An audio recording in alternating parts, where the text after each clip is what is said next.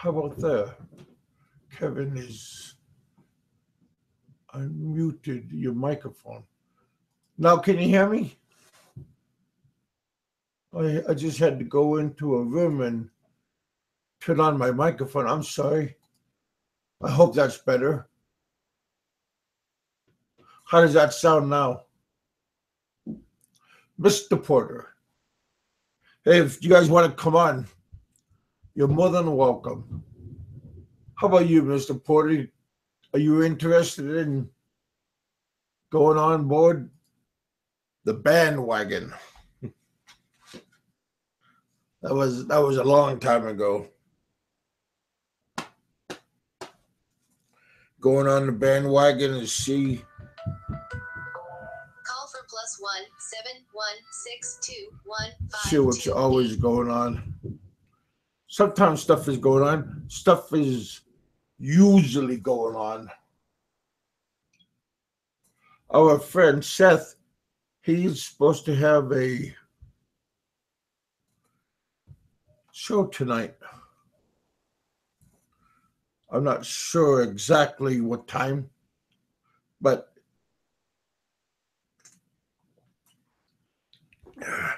he says he wants to have a show tonight. So I hope he does.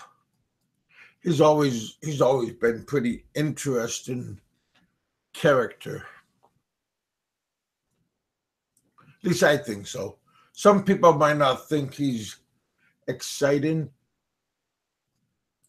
but I do. But yes, you should. Sometimes people misunderstand what somebody's saying. Somebody might not agree with what somebody's saying. But in this world that we put ourselves in this world that I'm talking to you guys, sometimes people misunderstand what somebody means or writing. That's easy to do, and it's just sometimes when people take things from out of context, they misunderstand what somebody else is saying or what somebody else is doing, or they just don't understand if somebody was joking or not. I don't think nobody's out to get their feelings hurt. I don't want to get nobody wants to. I don't want to get my feelings hurt. It's not good. It's not good for your channel. It's not good for somebody else's channel to say something that somebody might not have understood, or they might not understand your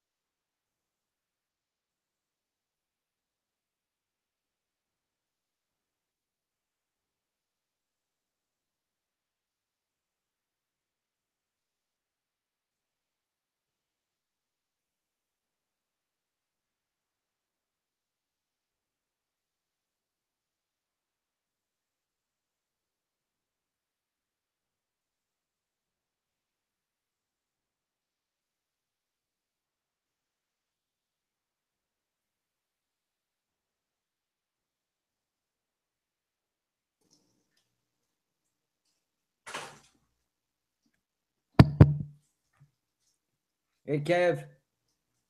Can't hear you.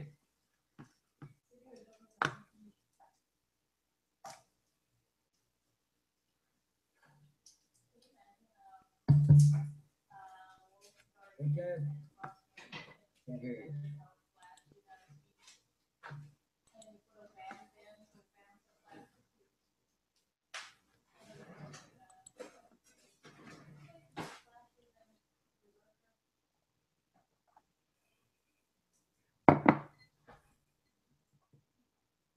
don't know why I lost him. I gotta see.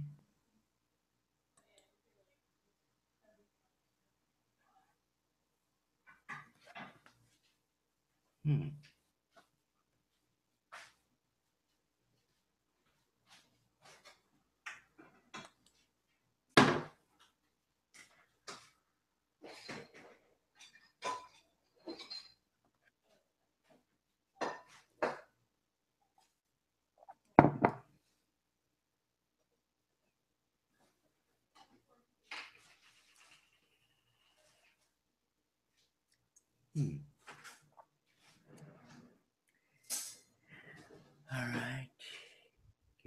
Let's see, is this on? Yeah, this is muted. Good. This is weird what you have to do here.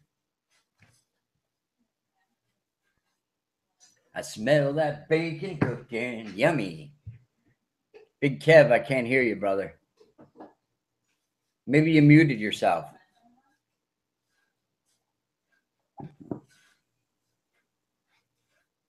How you doing, Jason? Big Kevin, I could hear him a second ago, but now I can't. Yeah, no, he dropped his mic. I dropped his camera, and then and then I think it might have unplugged. He might have to reset it. So how you doing? I'm good, man. I'm good. That's good.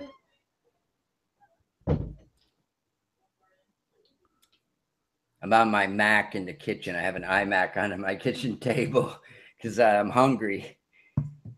Yeah, man, I'm hungry myself. My wife's making me some BLTs and some nice bacon. I was craving those. In summertime, I'm always digging those things. I love them. Bacon, lettuce, tomato sandwiches. Mr. Porter, how we doing, sir? Oh, I don't see the room. Oh, there's Mr. Porter. Hello, Mr. Porter. Hey, Kev, we can't hear you, man.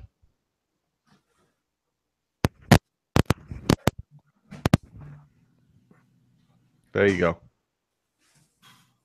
There you go, Kev. Okay, how about now? Can you hear me now? Yes, we got you. Yes, sir. Hey, Jeff, Richard, Jason, can you hear me? Yeah. Good. Oh, good. See, my laptop folded over. I get this earpiece, and it's not a long cord. So if it accidentally tugs, then it's not good. It will fall over. Yeah, I seen you drop your camera, and the sound cut out. Yeah. All right, we're live. What's going on today, you guys? You see Seth's video of him driving in California down the highway, man? Oh, yeah. Yeah, I threw a couple of tomatoes at the car, but I guess he dodged and weaved at the same time. Matter of fact, we have the man, we have the legend, we have Seth on our lovely. Oh, yeah, he is a legend. Yeah. Thanks for that amazing introduction, Kev. That was really good. I was still talking about myself, but hey, guys, you guys, it's Seth right here. What's up? He's from Seth Style, but well, this was good timing actually. Jason and I were just chatting a little bit. And remember, I was supposed to do a show today, and I told you. What was that? Were you talking about me? Please. Yeah, we were, of course, because that's what we do. We talk shit behind your back. That's what we do best. We're like, damn, that Kev guy, something about him. I don't know what it is. Those shifty eyes, man. No, but we were just chatting because Jason was trying to give me topics. I'm telling you guys, I have covered every topic. Jason was like, what about this? I was like, yeah, we did that. What about this topic? Yeah, I did that one too. Because Kev, remember when you were coming on my show, We were I don't doing remember a lot of topics. things. I'm on medication most of the time, so I don't remember things. That's true. That's These true. are, But those are my excuses when I mess up. I have really bad short-term memory. Like I can't remember what I even just said like 1 second ago, but my long-term memory is pretty damn good. Same with me. And then when I'm taking my medicine, it prolongs everything else. Sometimes I forget what I'm saying. Sometimes I misunderstand what somebody's saying to me. Like maybe they're joking, and I take it out of heart. But I'm not doing it on purpose. It's just sometimes the medicine I'm taking makes me forget things, and I don't mean to hurt anybody's feelings or embarrass anybody. So if I have done that, I truly apologize. But that's what I'm doing right now. If I hurt Seth's feelings, Jason, Richard don't have any feelings, but well, Big Kev, I was about to say, I don't think you've embarrassed anyone except yourself. Well, exactly, and I really don't want to do that because those two other guys, they get mad when I look in the mirror and they're looking back at me. Sometimes they smile or they frown. Sometimes they wink. Sometimes they don't appear. Sometimes so. Just that guy in the mirror, he's a shady kind of person. I'm usually How you doing, Seth? You know, I'm doing all right. Yeah. I have my Red Bull, the same like yesterday. I just this is the second extra large Red Bull. This is the last one I have. But have you tried the flavored Red Bulls? No, I don't fuck with that. I'm an OG Red Bull kind of guy. So I do just the original Red Bull. And I'm definitely a Red Bull guy. Like I've tried the Monster. I've tried. You should definitely try the flavored ones, man. So you recommend it? They're actually really good. Okay, I gotta diversify a bit. Yeah, but right now I'm just drinking the original, and you know I'm pretty sure this stuff is not healthy. I mean, I'm getting like heart palpitations and all sorts of crazy shit. Yeah. Not at all. But they're no Cobra. I can tell you that. That's true. But you know what? In the Philippines, I mean, I'm addicted to Cobra because that's like their cheap energy drink. So I drink. I am too. Dude, I'm addicted. You know what's the good one? It's called Cobra Fit, and it tastes like sparkling apple juice. Yes. Man, I was a fanatic when I was there. Nice. So who else we got on? We got Richard in the house. I heard that Richard's wife is making him a sandwich. Is that correct? Yeah, BOT. A couple of them, man. Here, let me turn my cam on. I don't know how to do it here. He has a chef in the house. Yeah. Chef in the house? Richard's wife. What's your name? Richard? What's your wife's name? Or Cleo Faye. Cleo, you are a master. Because Richard knows I talk about sandwiches quite often. So huge fan of Cleo. Oh yeah. Richard's always doing something. He's like eating a sandwich, like while playing guitar, and he's like kind of half listening. That's awesome. I'm trying to get Richard and his wife to come down sometime this summer and have a hangout. Yeah, would be nice. That's a great hat, by the way, Richard. Yeah, I bought it in Cebu in March. I think it was at, what was it at, honey? You're live on there? They can see me? Yeah. Honey, what was it at SMC side, the new mall? Yeah. Yeah. Oh, that's a nice mall. I lived in that mall for about 2 weeks because I was stuck in Talisay. You can't get out of, man. Oh man, I was in Talisay, staying at a really nice place. I don't know if you ever saw that. Nice, but the problem is I didn't have any transportation. So literally it was like SMC side, home, SMC side, home. And so I did that for like 2 weeks straight. I was going insane, but it's a really nice mall. And then we got Jeff, Mr. Porter's on also. What's up? Oh, what's up, Jeff? What's going on? How's it going, bro? It's going, man. I'm here at stateside right now. I'm in North Carolina and dealing with all these thunderstorms, man. So if my connection is in and out, you know why. It's really coming bad up the right East Coast too. We just missed one. Yeah. Yeah, it's pretty bad here. When you headed back to the Philippines, Jeff? Probably October, man. I'm maybe the middle to the end of October, hopefully. Nice, we'll man. That's just around the corner, bro. Yeah, I'm trying to get everything squared away on my end now. So. Oh, I know the feeling. I know the feeling quite well, man. I'm trying to get the hell out of here. I just got here too. Turning my cam off. You guys don't want to see my ugly face. Well, I was just going to tell you, Richard. You can get out of the way, and then you can have your wife take your spot. Oh, okay. Yeah, you'd like that, wouldn't you? Well, we need a different look, a different something that makes you look better. She's a lot more intelligent than me, that's for sure. Well, then you're a lucky camper. Oh, you better believe it. I think what it is it's always good to have a female perspective. Now, I've done a lot of these shows, and it's like 99% are degenerate men, right? Like all of us. Like all of us. I just tried to get Rhonda on, but she's still at work.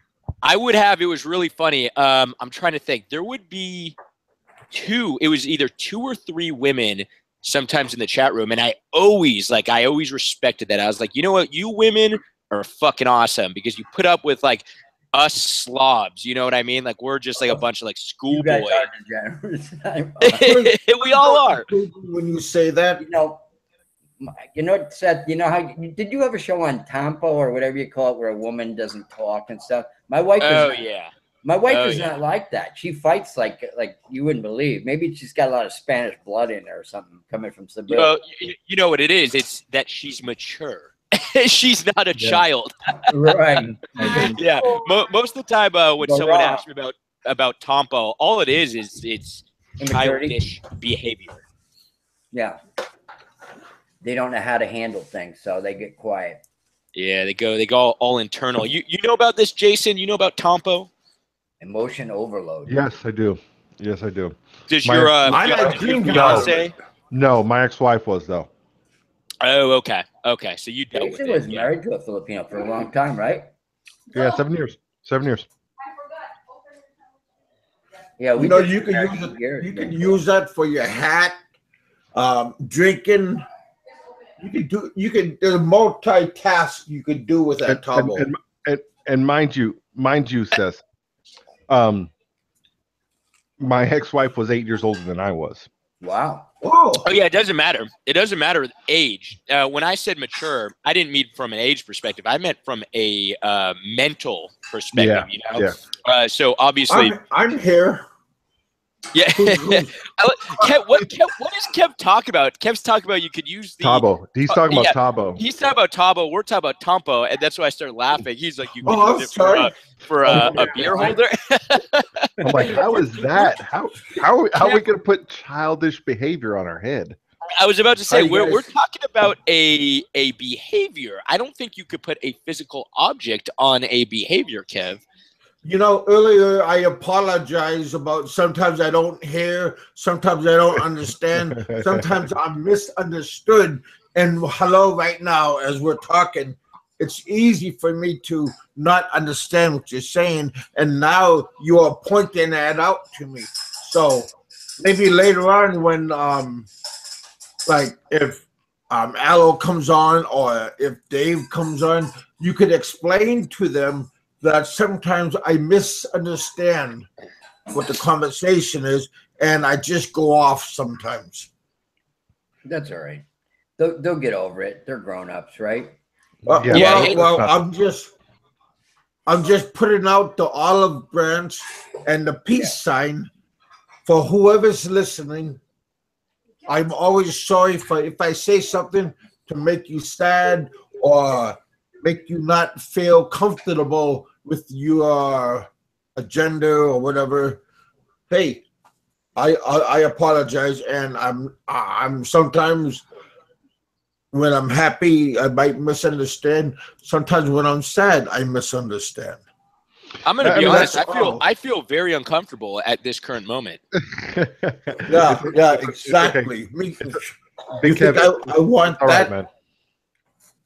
Do you have enough? But that's good. Huh? Maybe I need another one. All right. Jeff, Mr. Porter, what is your plans when you go back, man? Well, when I go back, man, really, first couple weeks, I'm just gonna chill out. Probably gonna go to the beach, maybe. Just do some touring, some sightseeing. I think I'm gonna go to Batangas Beach, probably like my first 2-3 weeks. I'm there, in that area. I got some really good friends that are Filipino that live down that way. So, probably go visit, hang out with them, man. I've just been so busy working and stuff, so I just need a vacation really for the first few weeks. You know. Now what do you do, man? Well, here stateside, man, I work for a company. It's called Republic Services. It's the huge like waste company. I know everywhere in the States you see it. It's like they do like trash trucks, waste recycling, everything like that. I work on the corporate side for them. Basically manage some of their accounts. Each state they have like new areas, new routes for trucks and stuff. So I do all like corporate stuff for them right now. It's just basically like kind of accounting and stuff like that. It's a pretty good job. But when I'm in the Philippines, man, I work for I think I said this before on the last video, a family company. We have a family insurance company, so I do auto and home insurance when I'm in the Philippines line. So nice. Yeah. So it works out pretty good. It's not a huge amount of money, but it pays the bills, and I can definitely survive on it when I'm over there. So yeah, every little bit counts. I mean, that's a important thing. I mean, having a little financial freedom is the most important thing. Yeah, so it's just when I say I need a vacation, man, it's because I'm on salary right now for the company I work for. So, you know, I'm pushing, 65, 70 hours a week sometimes, man. Yeah, I know exactly how that is. It's a long day. Yeah. I got a question about the waste management, and this is just a rumor that I heard, but is it true that the mafia runs that business? Absolutely. Like they run the trucks, right? They run all the garbage trucks and all that stuff. Yeah, man, I've heard a lot of stuff like that about waste management. See, like the company that I worked for used to be BFI years ago. Oh yeah. And now it's Republic Services. So you have Republic Services, and you have another big one, which is called Waste Pro. I think they're the green and yellow trucks. I've heard that, and I honestly I wouldn't deny that it's owned by the mafia. Honestly, I mean it's a multi-billion-dollar company, and those guys know how to make money, don't they? Well, you know what to add on to that one is it's evolved from what it used to be.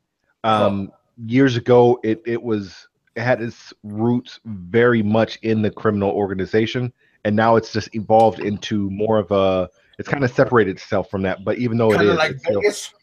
Yeah. It's kind of like they started as criminals and now they're legit criminals. Right. Like they went legit criminals. That's what I call it. No, I mean I'm always interested in that stuff and like kind of like the underground world. Yeah. And I've talked to a few people. Yeah, I've talked to a few people in that industry, and they told me stories about like, you don't take your truck on this route. Like that's someone else's route. You know what I mean? Yeah. So you stay in your route and you don't be caught. I'm talking about more in like Chicago or New York or whatever, but you're not caught in that other route or that other location because that will cause big problems. Well, yeah, I agree. I mean, it's kind of the same thing here. Like it's amazing how it's evolved so much, like you guys said, because I mean, years ago, drivers in general, they didn't make squat really, and now, I mean, we got some drivers that are making close to $55,000-$60,000 a year driving a truck. So I mean, that's pretty good money, But as far as the routes and stuff, like each driver has their own route, and they make a certain amount of money per day per route. So, it can get kind of hairy. You have drivers fighting all the time when one guy's like, hey, I'm taking this half of this route or whatever, because they're behind. They get a little pissed off about it. So, I can see that, that happening up north, people, having a conflict with stuff like that. But overall, it's a pretty good company, man. I would say the corporate side is more, it's a lot more easy, smooth sailing, so to speak. But as far as like the mechanics side of it and stuff, those guys, they work their ass off, man. They really do. Yeah, man. All I've learned in my experience with trash men is you don't fuck with trash men. There's been a couple occasions where I screwed up. No, I'm not even joking. Like I screwed up. I was like an alcoholic and I just left all these beer bottles like around the trash can. It was like a mess, right? It was totally my bad. And I was leaving to work in the morning, like the same exact time as the trash guy was coming. And he looked at me and was like, you know, this is a fucking mess. Like, screw you, buddy. And I was like, come on, man. Like, just pick it up. Like, what's the big deal? And literally, you do not piss off your trash man because he will never pick it up then. And that's what happened. He would come by my house every day and not pick up my trash. I think he was more pissed off the fact that you probably just left the bottles there versus, you know, actually putting them in the recycling bin. Yeah, it was totally my bad because what would happen is I was such an alcoholic, like the trash would be already full. You know what I mean? Yeah. So it's like it was like all these bottles like in little side bags surrounding the trash can. It was like I'm totally making his life a living hell because, you know, all they want to do is they want to go to the trash can, put it in the little device, and the device picks it up, and that's it. But now he's got to do extra work because he's got to individually pick up those little bags. I'm sure it's annoying. I think they charge you extra if they have to do that. Yeah, I've heard about that as well. So my problem is, you know, I didn't learn the first time, and it actually happened to me a couple times, like at a couple different residencies. I pissed off my trash man. But you know what? These guys shouldn't complain because where I used to live in San Francisco, these dudes are starting pay at like $80K a year. Yep. They're making bank. So I don't know. Yep. Yeah, they're making good money. I used to know that this guy, well, actually friends of mine own a Greek diner here in New York, and I knew this little Mexican busboy for like 20 years. He was the nicest guy, so reliable as a busboy and everything. One day he left, and I said, "Where's Jose?" And the owner said he went to work for Waste Management. And then when I ran into him in like a drugstore, he was buying some drugs for his kids. He goes, "Ricky, I had to leave because I didn't have any, health care." Now he goes, he said he was making like $55,000 a year. He had a 401k and health insurance for his kids. So I said, "Man, you the man, Jose." Yeah, you're moving on up. Yeah, that's awesome. Yep. And check this out. There used to be a big sign up in Oakland. I remember I would pass by it all the time. Cops, starting pay, $90K in Oakland. Now, mind you, in Oakland, you probably, it's like a 50-50 chance of death, but that's pretty high for starting pay, you know? Oakland's not that bad, man. No, it's overrated. I mean, there are parts that are bad, but yeah, I mean, Oakland's getting all hipsterish on us, man. Yes, it is, man. Yes, it is. Yeah, that's where all the people who can't afford San Francisco go. And now no one can afford Oakland because now Oakland went all high. And so now people are moving like to all these like dumps, you know, like now people are moving to like Fairfield. We were talking about Fairfield before. Yeah, the meth towns. Yeah. Fairfield is oof. Yeah, I knew a guy. I knew a guy from Fairfield, and I'm like, "Yo, what's in your hometown? What's in Fairfield?" He's like, "Nothing." Meth and meth. And crank, like where they mix the meth with like a little bit. That was a good movie too. Shabu. I always laugh when I hear the word shabu because have you guys ever had that Japanese shabu? Yes. It's really good. Like you put it all in the hot pot. But I've actually seen a giant sign in the Philippines which says shabu, you know? And I always thought that was kind of strange. I'm like, I wonder like what the Filipinos think about this. Oh, they ain't doing that now. They're all getting gunned down, so. Yeah. Are they killing the users too, or just the dealers? Because probably everybody. I thought they had like a rehab program. I only know about Sabine. That is the rehab program. Oh, yeah. That's right. That is the program. It's like you get caught, you're dead. Put you out of your addiction. Hey, Bobby K, how you doing, buddy? Bobby K says, "Hey, you sexy little bastard." What's up, Bobby K? Bobby K, I still want my pizza. Bobby K has promised me. Bobby K, I don't know if you guys know this, but he's got this brick oven, I think at his house, if I'm not mistaken, right, Bobby? And man, this dude cooks some major brick oven pizzas. Looks really good. He sent me a video. Looks really damn good. That's the way to do it. And where's Bobby K from? He's an Aussie. He's in Australia. Oh, cool. Really? Is he Italiano by any chance? I don't know. Let's see what he says. Yeah, you should invite him on the show. Yeah, well, that's what actually Bobby just reminded me. Yeah, he said making you a Viagra pizza because basically what he's telling me is his pizza is so damn good, I'm gonna have like a raging erection all day. Oh yeah. I was gonna say you don't need that at your age, man. His wife's Camilo Vilo. It happening too often. No, Bobby K. Richard asked if you were Italian.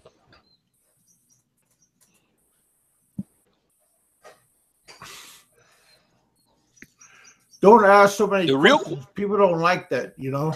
People don't like questions. Yeah, why you harassing Bobby? Jason, asking all them questions. Oh, yeah. Oh, hey, where's Mike Luna? Where's Mike Luna at? Oh, just Aussie. Oh, well, I don't know. Maybe he's just waking up. I'm not. What's the time zone difference? Because he's in New Zealand. Well, he's 15 hours.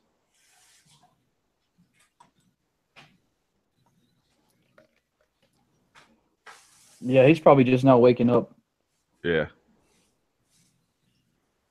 Mike's a funny dude. Yeah, I had I forget what the topic was, but him and I had a really funny discussion one time on one of my shows, and he's a good guy. I like Mike. He's a dick. He's a dick, but I like him. Bobby K said he's probably catching sheep. Yeah. Oh. I remember I actually asked Mike because I don't know why I heard this before. Like Aussies and Kiwis, they got this weird thing going between them, right? And I guess from what I've been told, Kiwis, they're good people, but they are like the little bit gayer version of Aussies. So I asked Mike about it. Damien's happy. Yeah. And no, I asked Mike about it, and he was like, "No, he's like that's pretty accurate."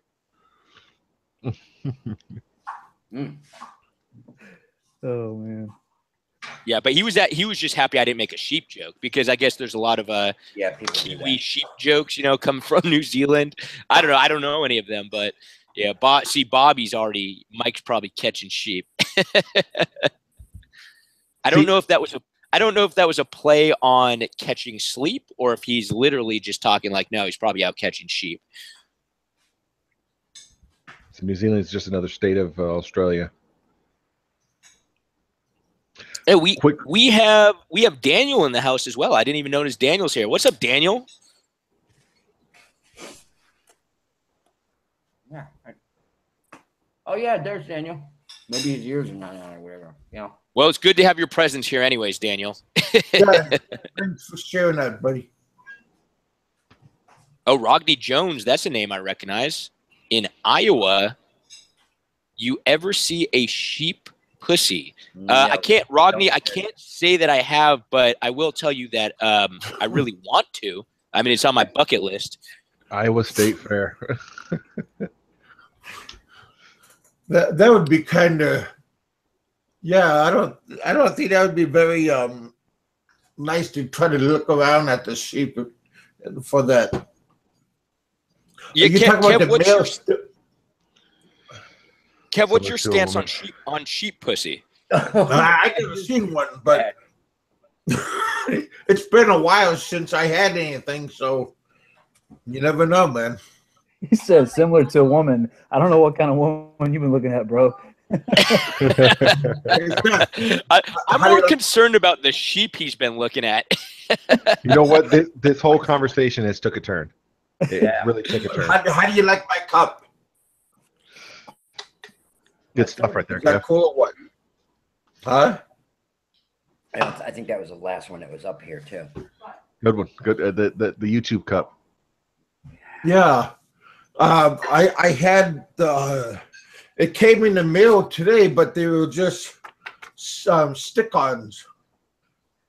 Is that what you get for beating the number 38 YouTuber? No, 39, sir. 39. I think I made some people angry when they didn't make it, and I became on his list. Yeah. That's what I thought. Bobby K says, "Oh my goodness." Bobby K says they're small and tight and look tight. Oh my goodness. Yeah, Bobby K, we're not asking how they look, Bobby. We're asking how they feel. No, yeah. Oh, well. Oh man. Oh my. You know, yes, Jason, this show has taken a turn for the worst. Well, I think that's against the law in a lot of states, you know. You know, you'll be surprised. You'll be surprised. I was about to say, Jason, I think in California, I don't think it's illegal. I think it's just frowned upon. You know, especially when you have, like, Seth, when you have a sheep and you have, like, different colors, spray paints, and you make it look like the sheep's having a tutu on, and you know, I don't know if anybody's out there in the UK, but I want to say, oh my goodness, it's out in the countryside. There is a place in the UK where they say that's basically their spouse. What? Yeah. Oh man, I don't want anybody in the UK to get mad, but I want to say, I don't think it's Glasgow. I don't know, Jason. Like, if I was in the UK right now, I'd be pretty furious. You just called everyone in the UK a sheep fucker. Jason is just a guest. Like, we just let on once in a while because damage control. Damage control. Good one. Yeah. Good one, Kev. Yeah. Good one. I like that. I still never figured out. We enjoy his company, but sometimes he just goes overboard.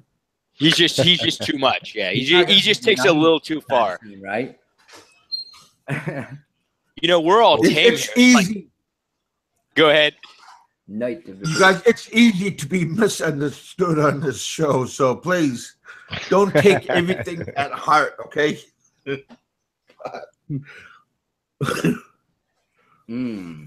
I got a question for everybody, man. I'm sorry, I don't mean to. Yeah, no, go ahead. I know that we went like one way with the show and then another way with the show, but the question is, like, for everybody on here, if you've ever been to the Philippines or if you have any kind of involvement in the Philippines, so you've heard the term domestic helper abroad. What is everybody's take on that as a Filipino who decides she wants to move away and now she's a domestic helper? Well, mine went because my kid's mom is in Singapore right now, and nobody's happy about it, but it is what it is. I mean, it's hard for her to get a job in the Philippines, like a steady work. And when she's working abroad, then she's more able to take care of the things that she needs to do. Hey, Kev, is that what she's doing now? Yeah. Okay. Okay. So that one. Are you saying like a traditional sense, right? Looking good, Janice. Like her mother immediately replied, Jeff? "Oh, thank you, Lee," she said, "for your appreciation."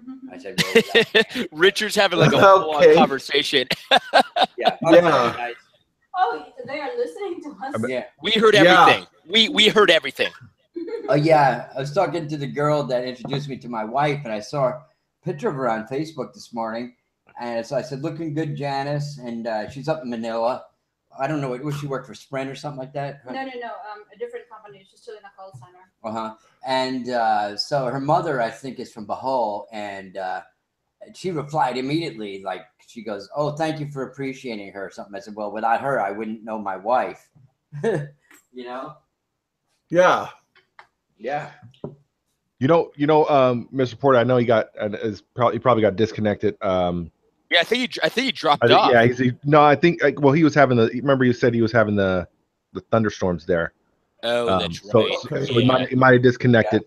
Yeah. If when you jump back on, I'll cover it again. We'll definitely touch back with it. But with that, man, I don't have like, you got to do what you got to do. Yeah. You know, it's I don't see a problem with domestic help as long like Rodney Jones says, as long as you're not sleeping with them, you know. Yeah. Well, I think that's. Go ahead, Kev.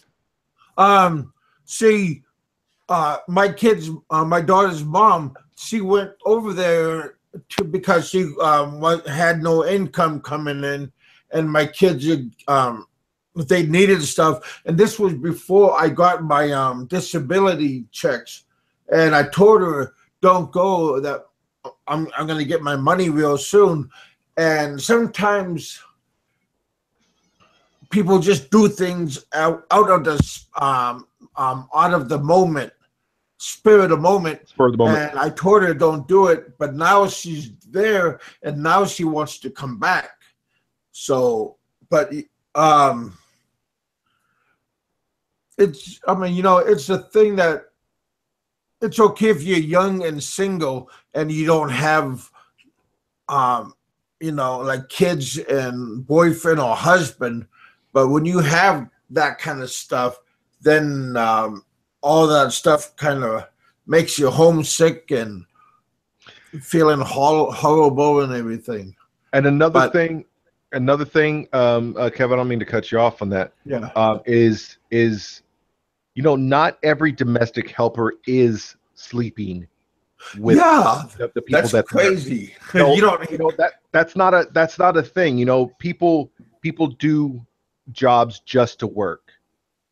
And it's not a thing about sex or getting. And Rodney said, being treated like slaves. Sometimes they do. Yeah, it depends on the country and the people. Says, what do you think about that? Yeah, here's what I think. I think in theory, it's all good, right? In theory, hey, you know what? You want to make a little bit more money, you go to another country and you make more money, and you work. I mean, domestic helper, that's pretty much like a maid, right? It's like someone who's like helping around. But here's what I think where it all goes wrong. I think certain countries, and it could be a cultural thing, it could maybe not be a cultural thing. Maybe it's just like the person's a dick. But I think a lot of times these people don't know what they're getting into, and maybe they go to somewhere in the Middle East and you know, they literally are treated like shit. They're treated like a slave. They're treated like literally they have to do stuff like these people are making demands like, hey, I'm your boss, I'm paying you, you better do this, right? And because the person didn't really, the Filipino or the Filipina didn't know what they were getting into, they're trapped. You know, they got no way out. Where are they going to go? Right? They got nothing else except to stay with this person. So I think, I don't know, I'm not going to say often, but I'm going to say it definitely happens where, you know, they sign up, but they didn't really know what they're signing up for. Then they get thrown in some country and they're just treated like shit.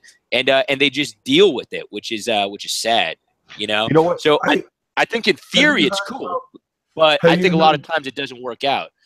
Yeah. Have you heard about, like, if the girl goes to Japan? I heard some crazy stories about Japan. It happens all over, man. It happens all over, Kev. A quick caveat. I mean, an add on to everything that's going on. My fiance used to work, help with the kids in the Middle East, and there were some things that you can do and can't do. Like when the husband was home, you're not going to do any cleaning at all around. Like you're not going to be anywhere close to the husband. That happens a lot. But I mean, it all depends on the family that has you working for them.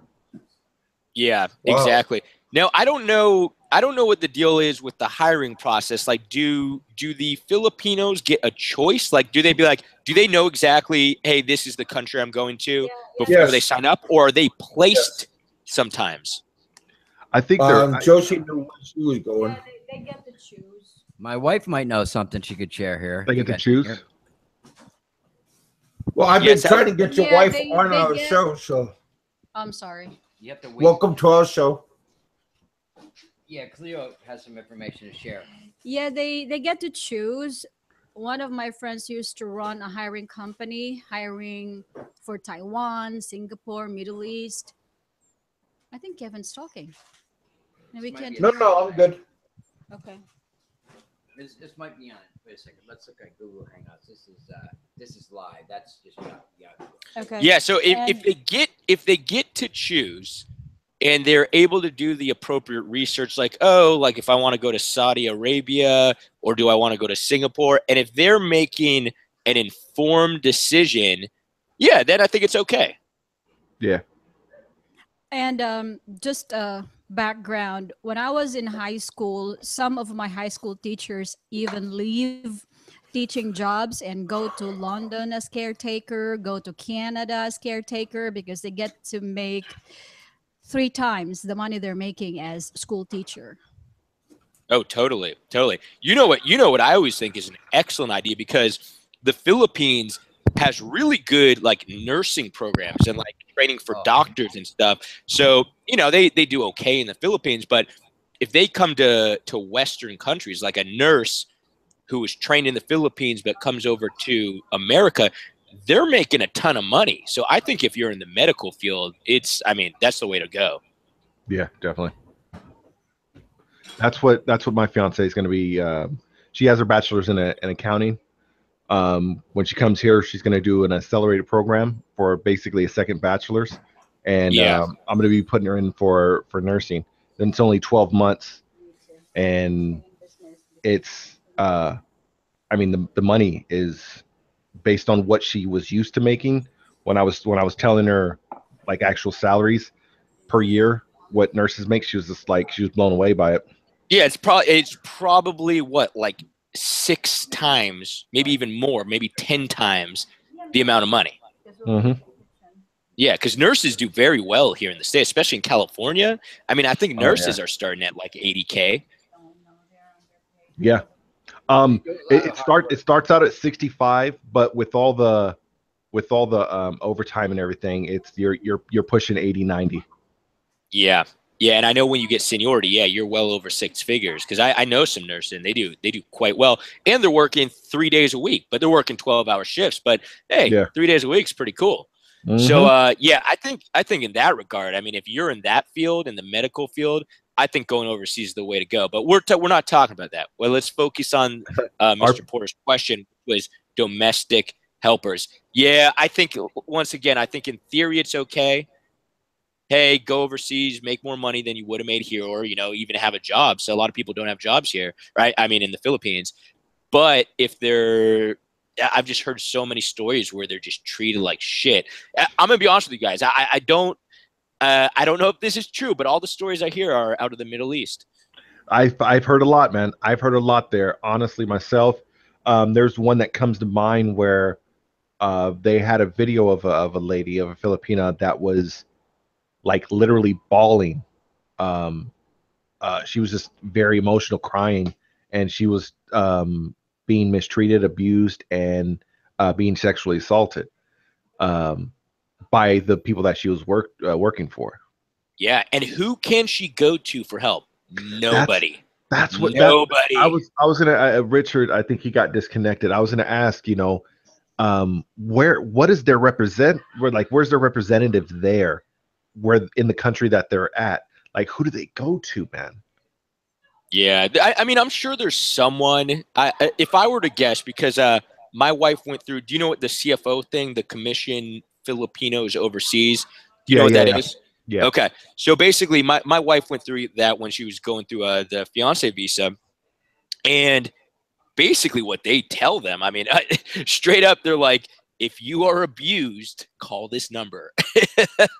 So like I'm getting looked at like this abusive husband. Like I didn't even do anything, and then like they're all looking at me. I mentioned this in a few videos that like for some reason it happened like 3 times in a row where someone like looked at me, they looked at Lynn, and they were like, if anything happens, you call this number. I guess I just look like an abuser or something. I don't know. But that's what the CFO does, is it's like a place to go. They kind of teach them about what to do if you get caught up in like a domestic violence kind of situation. So if I were to guess, if an agency is placing them overseas, there's got to be someone to call. Now, whether that number actually has any effect, that's a different story. Yeah, and that's one thing too. I know in like the visa process, they before they do the approval, they give them that little pamphlet. If there's any trouble, here's the numbers to call, and they write it on the pamphlets, and they circle it and everything. But man, it's I wonder who's their liaison in the place that they're working for. And yeah, exactly. Like, is it in the Philippines, or is there actually someone who's local that they could go to? I have no clue. Yeah, that is something to look into. Was Kev saying his wife is overseas? I thought she was in Iloilo. I think she's in Singapore. Really? Yeah. Then who? Yeah. Okay, so who's Kev? If you can hear us, who's like watching the kids? Did Kev fall asleep on us? I think Kev fell asleep. He might be having trouble. The grandparents, the wife's parents are watching the children. Okay. Yeah, because Kev kept talking about how he's trying to like get his kids off the mountain or whatever. Yeah. Okay, so that's got to be a little bit rough. So Kev's in the States, wife's in Singapore. Honestly, I think Singapore would probably be a good place to go work because Singapore, I mean, you can make some good money there. Yeah. Once again, my fiance, she worked in Singapore for a little bit too, and she was making 60K pesos. Which is okay, 60,000 pesos. Okay. Boring country. Richard, perfect. I've heard that before. Yeah, my buddy John, he's a doctor, and for his 50th birthday, him and his wife went there last year, and he said, "Oh my God," he goes, "it's very clean and almost perfect there," but he goes, "It's so boring. You don't know what to do with yourself." I've heard that. I've heard the same exact thing. Like, it's very modern, it's very clean, and that's why it's so boring. It's like no one's out on the streets, right? Everything's just like a perfect structure. Yeah, I heard the same exact thing. I've never been. I've talked to one person who really likes Singapore, though. They were like, "Oh, it's awesome," but I don't know. No gum allowed in Singapore, Rodney says. What's that? If you're a hermit, maybe right? No gum allowed. You'll get like caned. Yeah. Hey, Kev, says had a question for you. What? Where were you saying that your wife is overseas, Kev? She's not in the Philippines? Yeah, my kid's mom is in Singapore right now. Oh, I didn't even know that. Okay. She left December. Got it. So that's good. So she's able to send back money as well. They have to wait 6 months to get a paycheck. Yeah, that's another thing I heard. Bro? That's another thing I heard. They're not paid right away. Geez, no wonder it's a rich fucking country. They're banking all that money and collecting interest on it, huh? That's another thing I heard. It's not right away. And my fiance, she said, I think her thing when she was working, I think she said it was like 90 days for her. How are you supposed to live? Like, if you are just starting out a gig, how the hell are you supposed to live? You need like 4 months salary saved up or something? Yeah, it's basically you have to have money to work there to make money that you're not going to make for months in at a time. Find roommates, right? Lots of them. And that's what they do. That's what they do is they'll be like 5 deep, 3 deep in one place in one room. Yeah, man, that's a crazy rule. I never even heard of that, but I would want nothing to do with that. What a scam, Don't get paid for 6 months. She'd be making $500 take home. $500 take home every month. And you know what? To like that's robbery, man. Like you're that wouldn't happen with an American. And if American was working overseas, It wouldn't happen. And in the UK, it wouldn't happen. Australia wouldn't happen. No, it would. I wonder why it happens so much with the Philippines. Desperation, maybe, huh? Yeah, because they're grateful to have a job. And Kev, who has the kids? The grandparents. Okay. Okay. Now, you don't have a problem with the grandparents, right? You're cool with the grandparents. It's just that one uncle. Okay. Just her brother, and he's not at the mountain right now. He's working in the city someplace. Have you talked to him since the incident? No. You haven't said a single word. Nope. Crazy, man. Yeah, that dude should be locked up. You know. Absolutely, he's a psychopath. That guy. Yeah. Yeah. But he won't Kev, admit wrong. What's that? He won't even like apologize or admit he did any wrong. You know, to me that's psychopath. He's saying it's my fault because if I wasn't there, nothing would have happened. Oh my!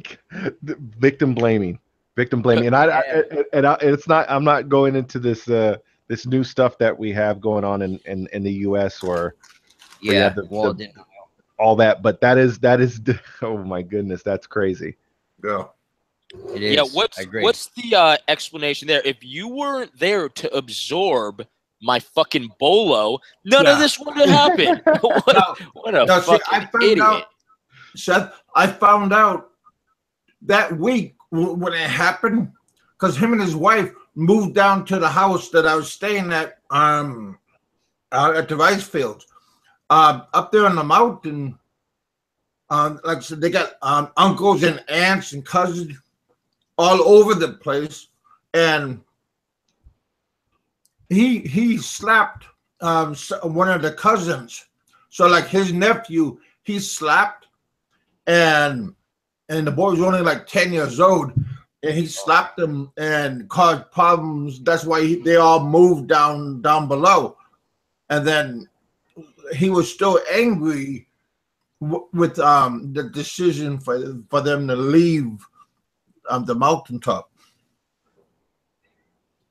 Yeah, he might. Yeah, you got to get your kids out of there because he might freak out. Exactly. Like, when you bring your kids down, you got to make sure like they're being watched and everything's cool because who knows? You know, that's an unstable person. Yeah, and like he's only like 25 now, 25 years old. He has 2 of his own kids, but at that time, the grandparents really like loved my kids, and they were giving them everything. But his kids was like invisible. That's what he was thinking. That people's perception is so wrong when it comes to reality, man. Yep. Altered state of reality people live in these days, a lot of them. Yeah.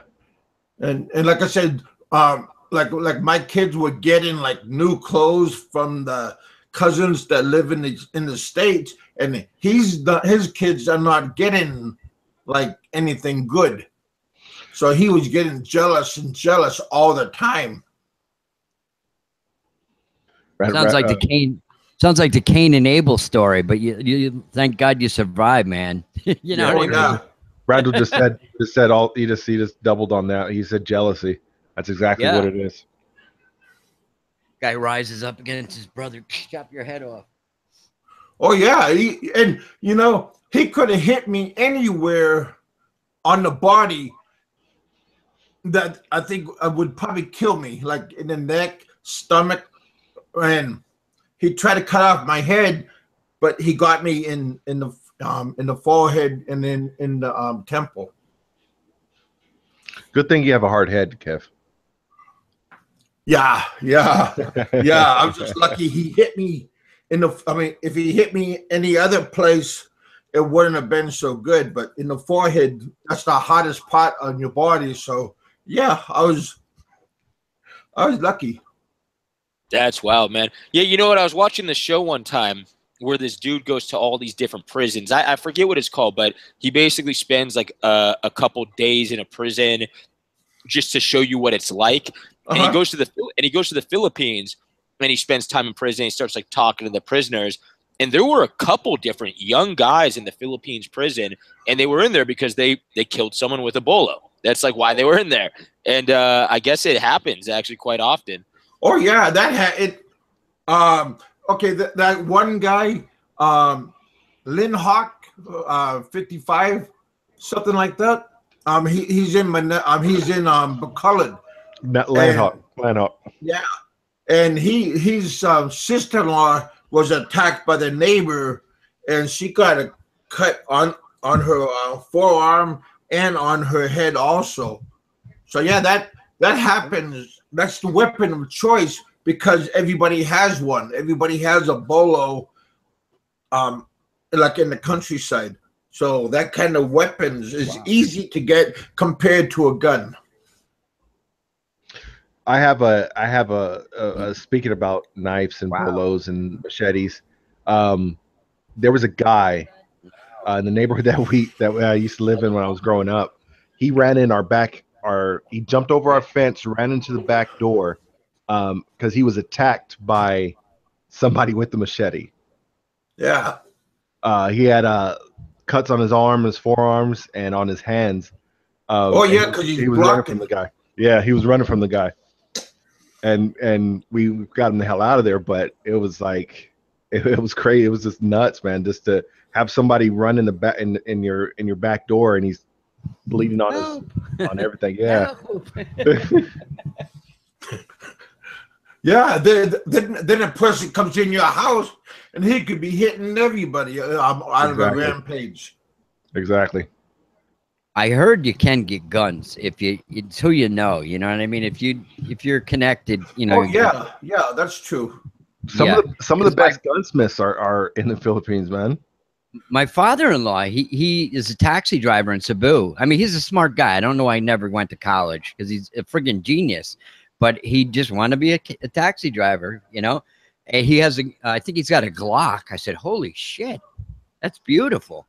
And it's probably Philippine made too. I think it's from Austria or something like that. Well, I know the Glocks are. I own two myself, but a lot of times they make a copy there. Yeah. Yeah. I know in the Philippines, I don't know where it is, but probably a couple different places, they have these illegitimate underground gun workshops. And they make these guns out of like literally scraps, guys. They make them out of like scrap materials. And it's pretty badass, man. I mean, these guys are so resourceful, you know? Yeah. They're making guns out of like random lead pipes and stuff. And dude, imagine having one of those. That'd be badass, like a gun made out of scraps. There was what is it? I think it was a Criminal Underworld or something like that. Yeah, they make copies of old 45s, Rodney. They were making guns and shipping them to the U.S.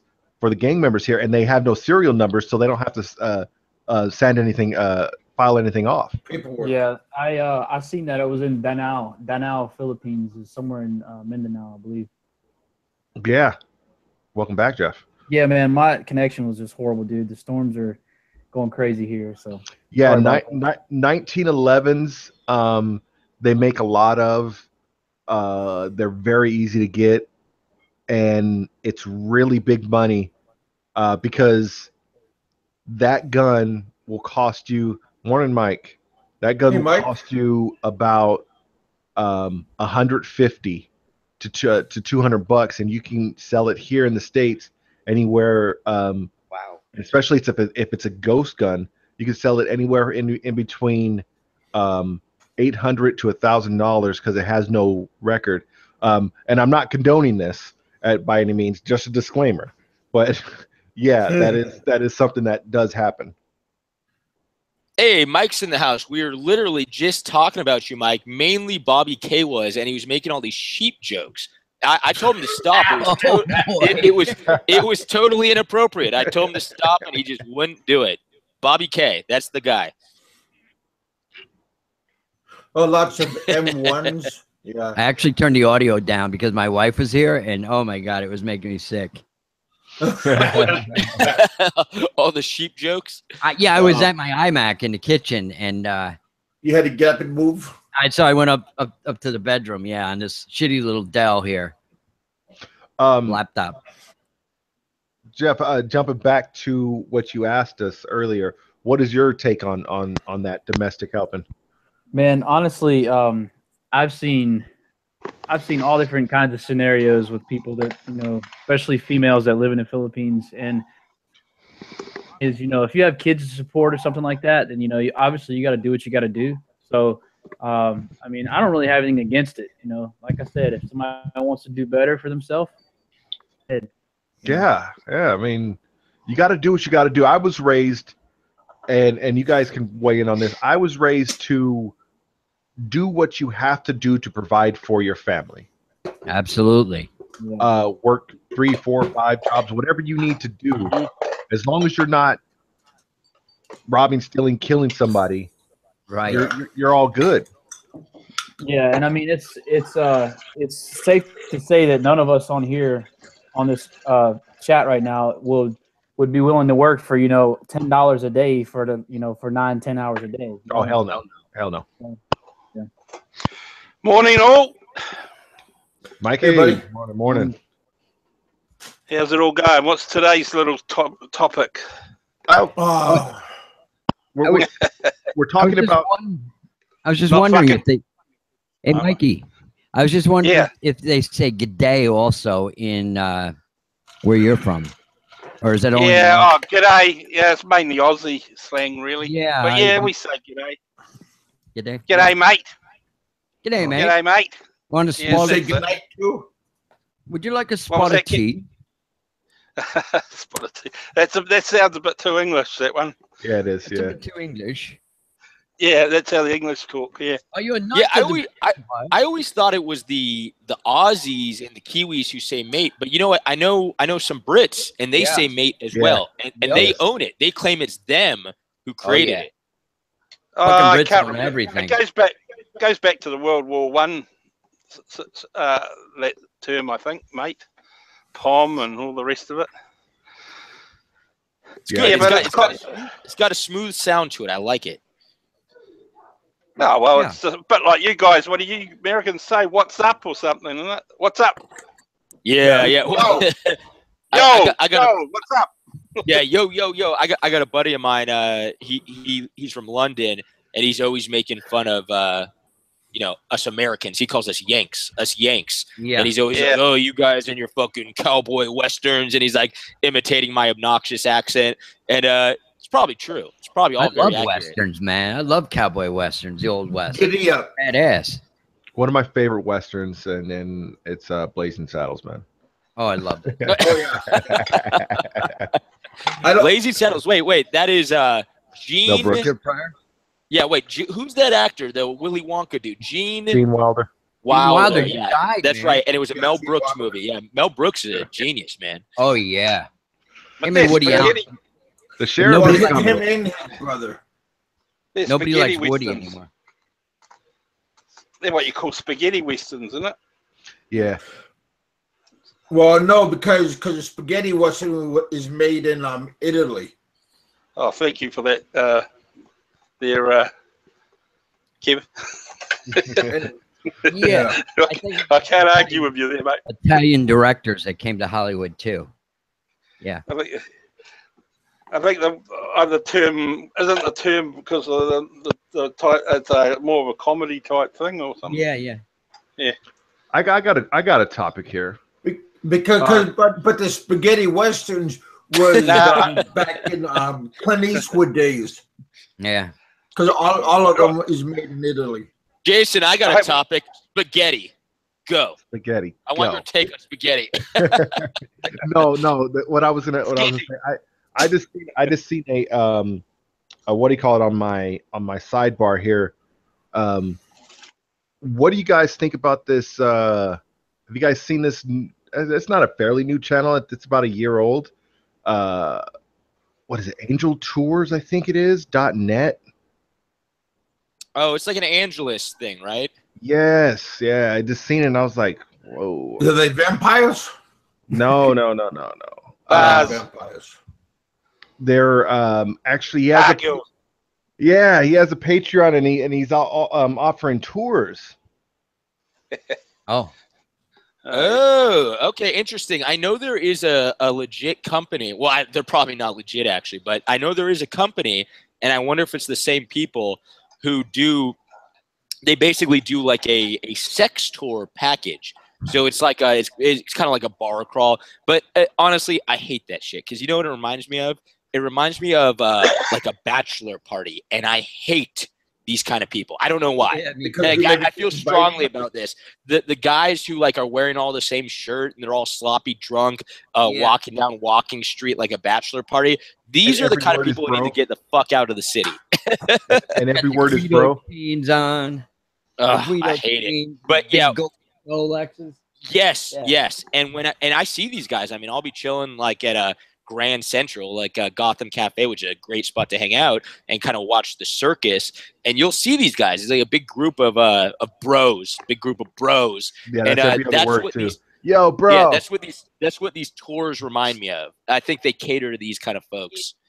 Yeah, but you gotta realize that's what Angel City is, and it's geared for that sort of.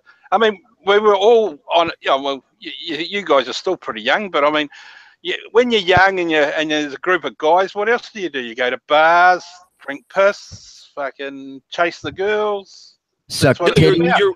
Suck titties. You're 100. Well, suck titties is. Yeah. But here's the thing. You know what it is? It's the same kind of douches who go to Vegas and do that, you know? And I never was a big Vegas guy. Like, I would go to Vegas for one day. I'd get really drunk, and the next day I'd be like, I hate this place. I despise this place. And I would get the hell out of here. But that's the same kind of thing. It's like these, like, party animal dudes. But you're right. It's like, I don't know why I hate them.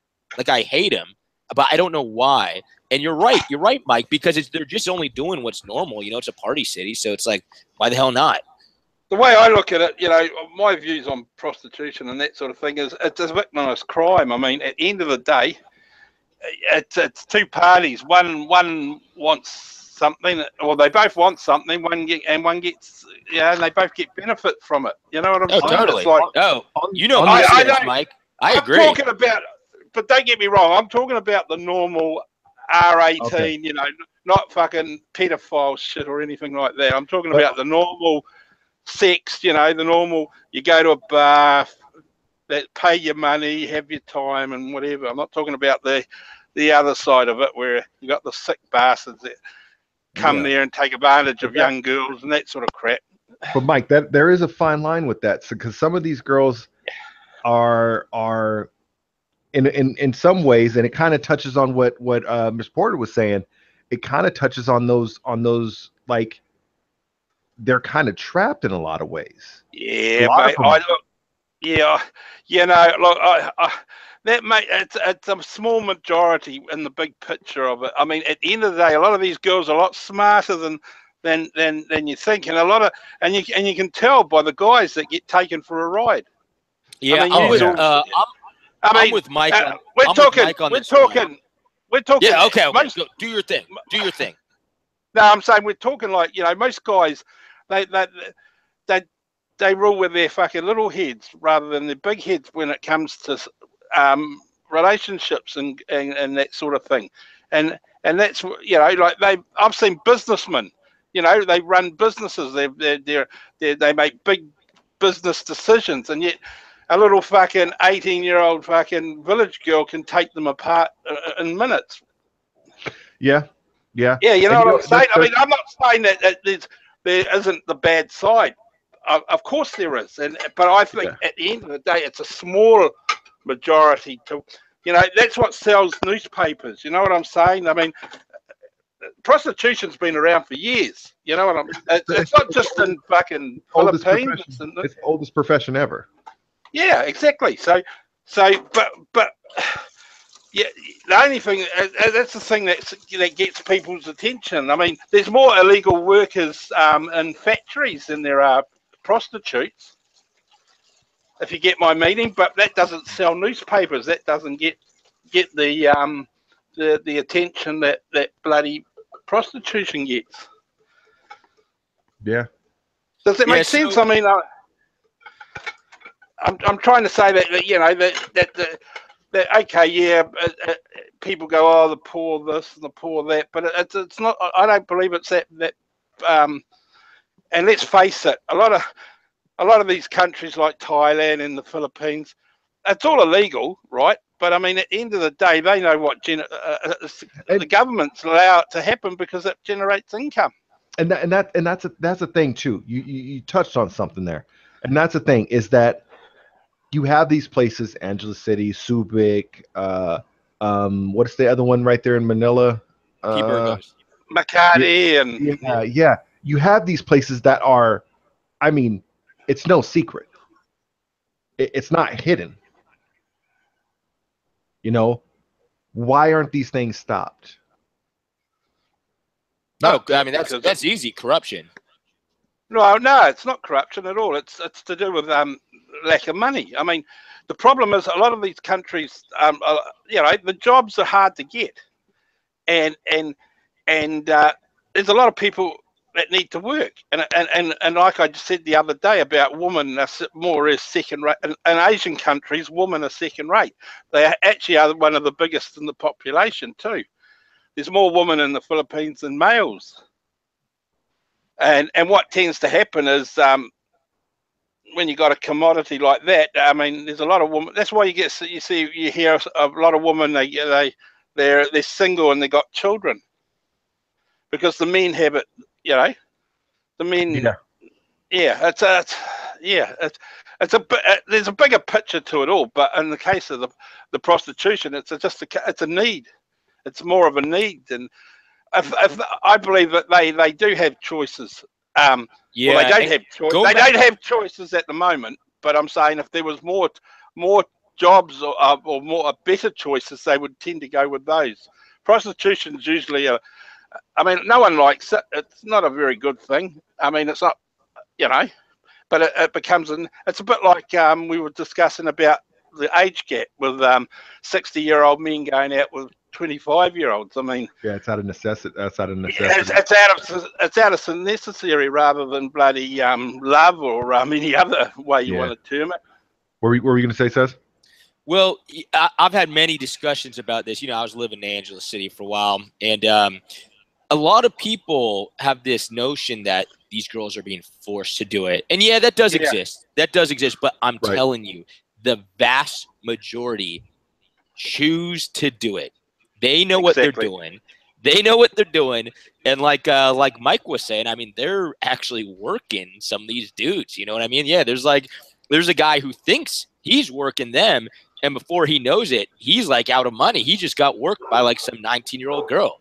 And yeah, man, I've been to a lot of bars and I've talked to a lot of these girls, and they want to do it because I say the word easy in quotes, but because they think it's easy money. Now, little do they know, I mean, it's a super dangerous job, and you know, there's like a lot of downfalls to it. But for them, they can make a quick buck. They can make like 1,000 pesos in a day when the average rate is 300 pesos. So they're making 3 times as much. So yeah, they're not being really forced to do anything. They're choosing to do it. But with that said, yeah, it's like what ends up happening is a lot of these girls are coming from the provinces, and their friends are telling them, hey, I got this job at a bar and it's really easy money and it's good money. So they have like they have all these influences. I guess we'll call them bad influences who are kind of talking in their ear. And maybe they're naive. They probably are. They lived in the province their whole life. They don't know much. And then they get out there and they're like, oh, this is cool. Nothing wrong with that. But well, the other thing too is it's a very dangerous gig. That's for damn sure. Yeah, well, the other side of it too is that you're right. Their girlfriends from high school, whatever, that's left the province, gone to the city. And suddenly she's back. She's got a new dress, the mobile phone, and you know, and that sort of thing. So they look at that and think, well, fuck, I've got nothing, and I'm still getting fucked anyway. Pardon the crudeness of it, but that's what it boils down to. My no hope of boyfriend, he's fucking me, and I'm getting nothing for it, and he's playing around on me. So I might as well go and be with a foreigner man and get and get made to feel like I'm